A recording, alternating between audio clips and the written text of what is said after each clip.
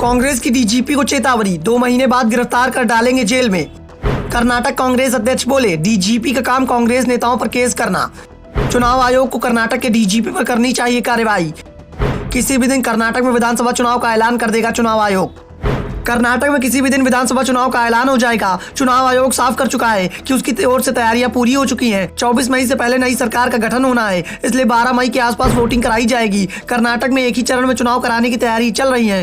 राज्य की 224 विधानसभा सीटों पर बहुमत का आंकड़ा 113 है और ये आंकड़ा कौन सा दल पार करेगा अभी तक ये साफ नहीं हो पाया है। वैसे राज्य की 3 प्रमुख पार्टियां इसको लेकर दावेदारी कर रही है कि वो बहुमत के साथ सरकार बनाएंगी। सत्ताधारी दल बीजेपी के नेता BS येदियुरप्पा भी इसी बात की ओर इशारा कर रहे हैं कि बीजेपी को आसानी से 140 सीटें मिल जाएंगी। तो कांग्रेस के प्रदेश अध्यक्ष DK शिवकुमार ने भी दावा किया है कि कांग्रेस 150 सीटों के आसपास जाएगी। अभी हाल ही में पार्टी की जो सर्वे रिपोर्ट निकलकर सामने आई थी उसमें 140 सीटों पर आसानी से जीत बताई जा रही थी। चुनाव तक ये संख्या 150 के ऊपर निकल जाएगी। जबकि तीसरी पार्टी जनता दल सेकुलर के नेता HD कुमारस्वामी का दावा है कि इस बार बहुमत JDS को मिलेगा। वैसे JDS की ओर से सीटों को लेकर तो दावा नहीं किया जा रहा, लेकिन इस बीच राज्य के जो सर्वे निकलकर सामने आ रहे हैं वो ये बताने के लिए काफी है कि तीनों ही दलों के दावे सच होते दिखाई नहीं दे रहे, क्योंकि किसी भी दल को बहुमत नहीं मिलने वाला। कांग्रेस को शुरुआत में बढ़त मिलती दिखाई दे रही थी, लेकिन 2 महीने में राज्य में बीजेपी नेताओं की रैलियों से माहौल कुछ हद तक बदलता दिखाई दे रहा है और बीजेपी जो पहले पिछड़ती दिखाई दे रही थी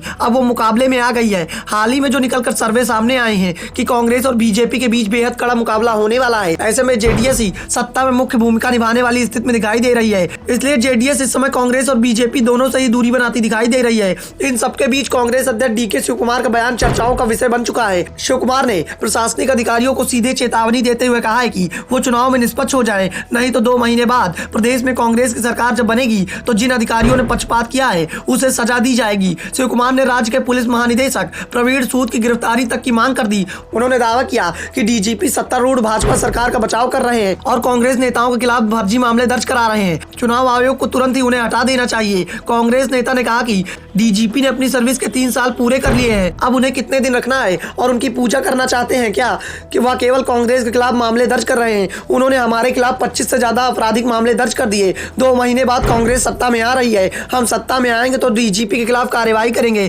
कर्नाटक में कांग्रेस की सत्ता आने पर DK शिवकुमार के CM बनने की संभावनाएं जताई जा रही हैं। वो पार्टी के प्रदेश अध्यक्ष हैं, ऐसे में उनका दावा सबसे मजबूत माना जा रहा है। वैसे दावेदारी की सूची में तो सिद्धारमैया का नाम भी निकलकर सामने आता है। वो प्रदेश के मुख्यमंत्री रह चुके हैं और इस बात का ऐलान भी कर चुके हैं कि 2023 का विधानसभा चुनाव उनके जीवन का अंतिम चुनाव होगा। इसके बाद से चुनावी राजनीति से संन्यास लेने का मूड है। ऐसे में सिद्धारमैया की दावेदारी को भी CM पद की दावेदारी में कमजोर नहीं आंका जा रहा। कांग्रेस ने 224 सदस्यीय विधानसभा में कम से कम 150 सीटें जीतने का लक्ष्य बनाया है, जहां JDS ने विधानसभा चुनाव के लिए 93 उम्मीदवारों की पहली सूची की घोषणा कर दी है।